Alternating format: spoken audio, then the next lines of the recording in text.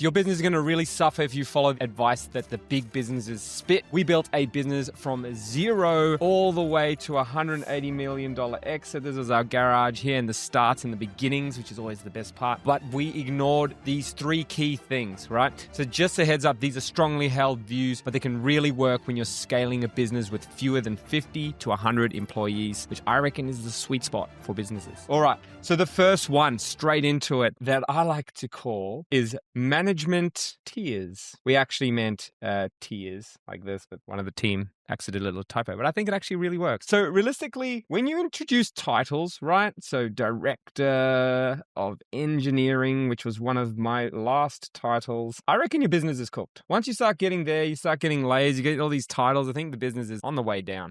So realistically, when you introduce titles, you get cooked. Keep your team super small team. We don't want to have management layers. What do management actually do? Ask yourself that question. Have a look around in business. What are the managers actually doing? We need people who do. We need people who can execute. Generally, managers are just people that are looking after other people who are doing. And if you create layers upon layers of these, you have managers managing managers managing managers and a whole bunch of people just doing nothing. And if you look at the layoffs that most of the companies are doing these days, it's those layers. They're getting rid of them, keeping the workers because they're actually delivering value. So these teams very quickly lose sight of the actual problem because it's been filtered down. The manager gets told something, they tell their manager, and by the time he gets to the bottom, it's like everyone's like, what are we doing here? I don't even know. If the person at the top also doesn't value something, they're not going to pass it down, right? By having a small team, everyone gets to kind of hear. It's a flat structure. Everyone knows the business problems. Everyone gets to actually work on them. They get to build the right things. When you have all these tiers, you may actually end up building the wrong things and it's dilated and the team can't actually be agile, which is super annoying. So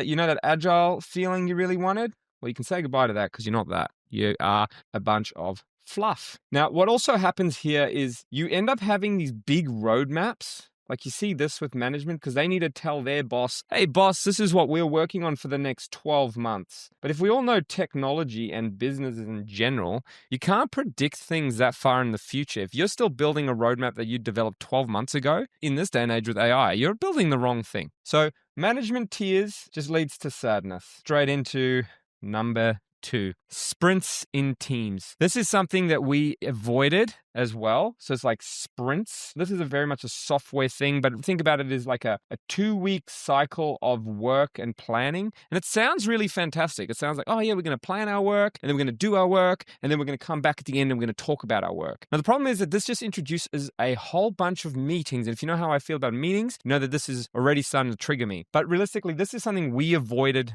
like the plague. So point 1, we avoided management tiers. We did not do that when trying to grow a business, which is something that big businesses say you must have. Number 2 is sprints in teams and being agile. Everyone said that we needed to be running an agile team, running sprints. We didn't actually do that. What we ended up doing was being actually agile. We actually just did things as we needed to. If a new customer came on and we saw that there was something that they needed to get onboarded so that we can actually make money, we did that thing. We didn't have to talk about it. We didn't have to plan it. We didn't have to fit it in because we just did the thing. And that's what actually being agile means. Now, having this like whole sprint cycle ends up becoming this thing to just push back features. Like, oh, sorry, can't fit it in. Definitely can't do it. It doesn't fit in our sprint. Or we don't have enough points, which is another funny one. It's like, yeah, sorry, champ, don't have enough points to allocate because the people are just guessing how long things take. Realistically, we want to avoid this in the business. Just don't want that. And as we saw this being implemented as the businesses grew or we got absorbed and things like that, you just saw productivity go downhill. Right? So we just saw everything going down, down, down. And that's why I reckon avoid this. Don't listen to big business. Avoid doing all these little processes that someone's come up with that's actually never built something. Number 3, features, right? There would be a whole bunch of standard practices. So when we were signing customers in our company, Real Hub, in the beginning, there would be a whole bunch of things that these people would look as basically a checkbox because these people would come from like corporate environments and basically we'd have to be able to check these boxes. There were a whole bunch of things that we didn't do and made us feel super uncomfortable to say no because we were like, this is at risk of losing the customer. So we had built a software business and we had systems in place and people would ask for features to work in a certain way, even though we'd already come up with a better way to solve that, which made those features redundant, but they still needed that checkbox check. And when customers asked us, do you do this? We would have to say no. So one of the things that comes to my memory was manual testing. right? Or QA. This was one that comes to mind for me.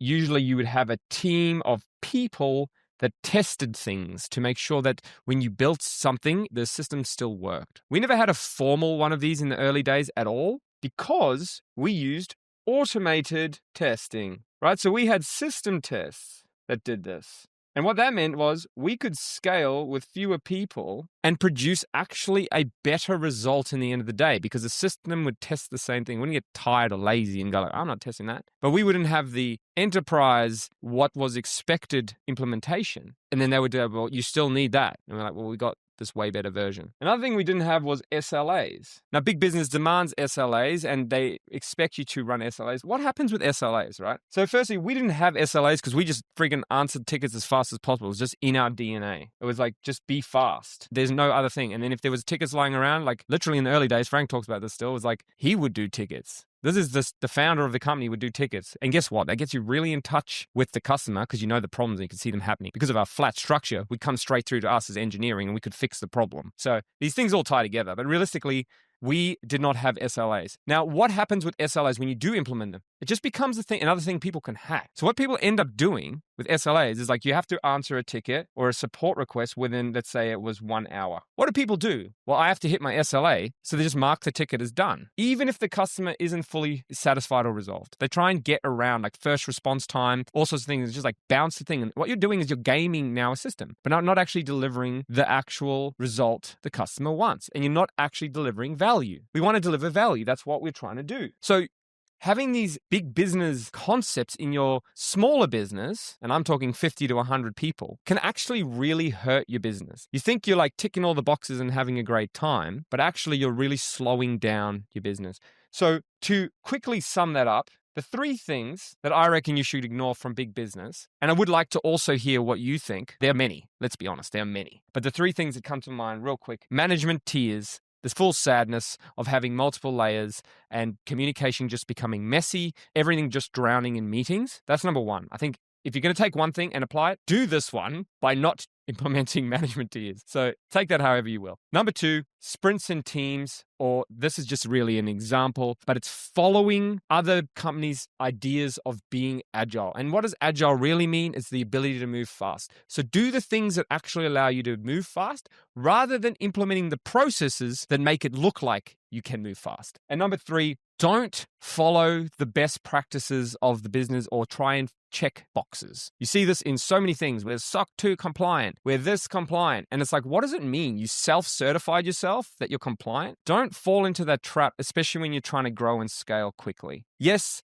when you get bigger, yes, when you want to work with enterprise clients, yes, you need to check some boxes. Yes, I understand that. I've been there. I've done that. But in the beginning, when you're building a business, try and avoid as much of this as possible. It'll let you move quicker. And if you think of a better way of doing something, you can always float that. And in the end of the day, it does win out. To finish this all off is think about what your business needs and what serves it. Don't just follow what other people do because they say it's the right thing. Look, I've just said whatever I've just said could be completely wrong for your business. You may be only going after enterprise clients and you may need to do these things to check the boxes to get the deal. I understand that. For the majority of people though, you probably don't need to. Then this is also your permission to just pick things that work and double down on them. Find the things that work in your business. What is a competitive advantage? You go hard on them and smash everyone out of the park.